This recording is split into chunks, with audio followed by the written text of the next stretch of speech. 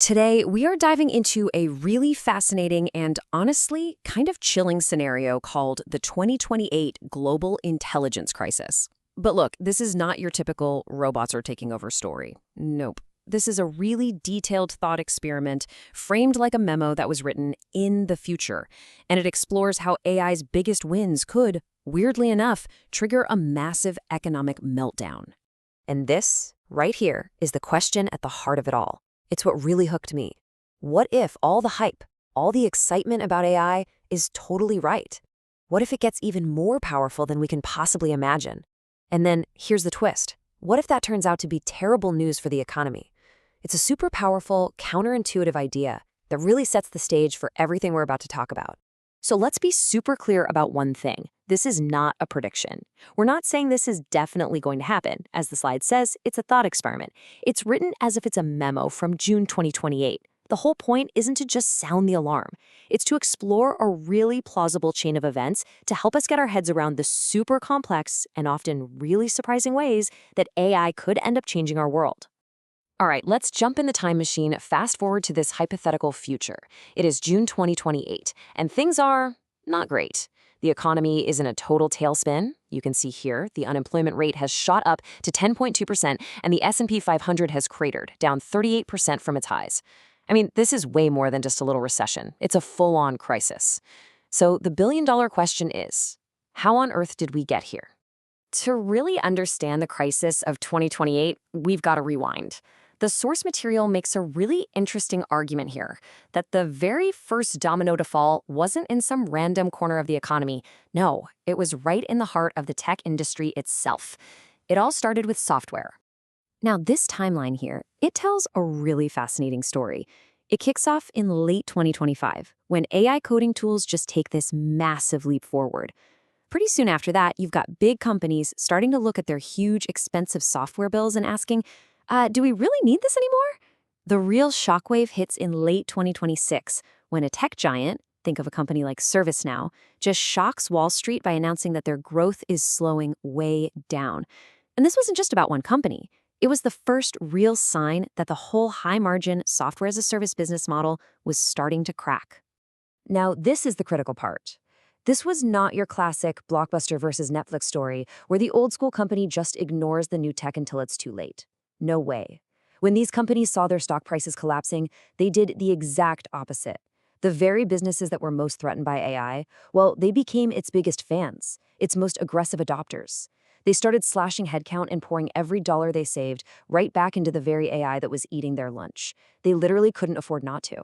And this right here perfectly explains the engine of the whole crisis. The source calls it the intelligence displacement spiral, and it's basically this dangerous negative feedback loop. You see, as AI gets better and cheaper, it leads to more white-collar layoffs. Then, all those displaced workers, well, they spend less money, which crushes consumer demand. So what do the firms do? They double down on even more AI to protect their profits, which makes the AI even better, which leads to more layoffs, and the whole cycle just spins faster and faster. There's no natural break on it. So let's move on to the next phase, because this is where things really start to snowball. The disruption didn't just stay in the software world. It started to attack this really fundamental idea that propped up huge chunks of our economy: friction. The memo has a great name for this: habitual intermediation. And it just makes so much sense when you think about it. I mean, countless businesses are built on one simple fact. We humans get tired or lazy, we don't have time to shop around for every little thing, and we just pick the easiest option. Trillions of dollars in market value depended on us just being willing to pay a little bit more to avoid a few extra clicks. But then, once AI agents became totally common, all that friction, it just vanished. Poof. I mean, just look at this list. Travel booking, insurance, real estate commissions. All of a sudden, you've got these little AI agents running in the background for everybody, just relentlessly optimizing every single purchase and routing you around all the economic toll booths that these industries spent decades building up. And the scale of this was it's mind-boggling.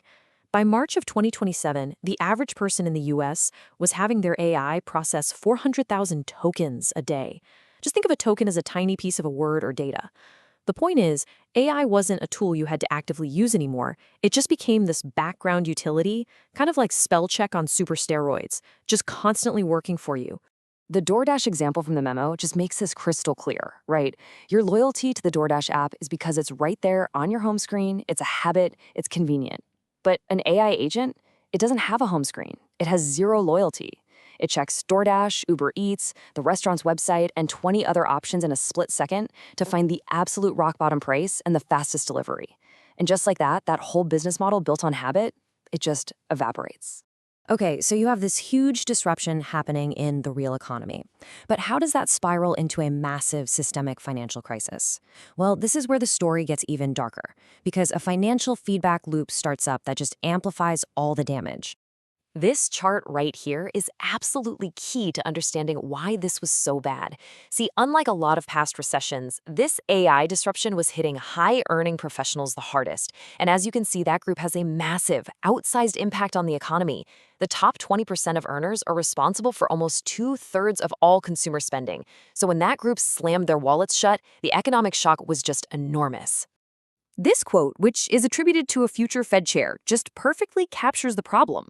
The entire financial system, everything from private credit to the mortgage market, was basically built on one fundamental bet, that white-collar jobs were safe, stable, and their incomes would always go up. AI was shattering that bedrock assumption. Just take a look at the private credit market. It was basically built on two big, flawed assumptions. First, that software revenue, or ARR, was super reliable and recurring. But AI disruption completely changed that. And second, that the capital in these funds was permanent because it was backed by big insurance companies. But when the loans started to default, regulators had to step in, and that created this massive liquidity crisis that absolutely nobody saw coming. Now, what's really wild here is when you compare it to 2008. In the global financial crisis, the problem was pretty simple. They were bad loans made to people who couldn't afford them, right from day one. But in this 2028 scenario, the loans were good when they were made. They went to prime borrowers with fantastic credit scores. The problem wasn't the loan itself. It was that the entire world fundamentally changed after the loan was signed. And this brings us to the biggest risk of them all, the 13 times trillion-dollar U.S. residential mortgage market. The whole thing is built on the assumption of stable, long-term employment for exactly the kinds of people who were now suddenly at risk of being displaced. The question became unavoidable. Are these prime mortgages actually still good? Okay, let's take a breath and pull back from this grim future for a second. We have to remember, this whole scenario is a warning. It's not a reality, yet. The key message from the source material is that these negative feedback loops, they haven't taken hold yet. The canary in the coal mine, it's still alive. This chart really shows the core challenge we're facing. For decades, labor's slice of the economic pie has been getting smaller and smaller. But in this scenario, it absolutely plummets off a cliff. So you have productivity booming, but all the gains are flowing to the people who own the capital and the computers, not the workers. And that just breaks the fundamental way our economy is supposed to work and starves governments of the tax revenue they need to function. So at the end of the day, the whole point of this entire thought experiment boils down to this one huge idea. For all of modern history, human intelligence has been the rare, scarce, valuable thing. Our entire economy, our whole society, is built on that idea. But AI is changing the game. It's making intelligence abundant. And our system is now facing this really painful, messy process of repricing the value of human work. And that leaves us with the final and most critical question. The technology is moving at this exponential warp speed.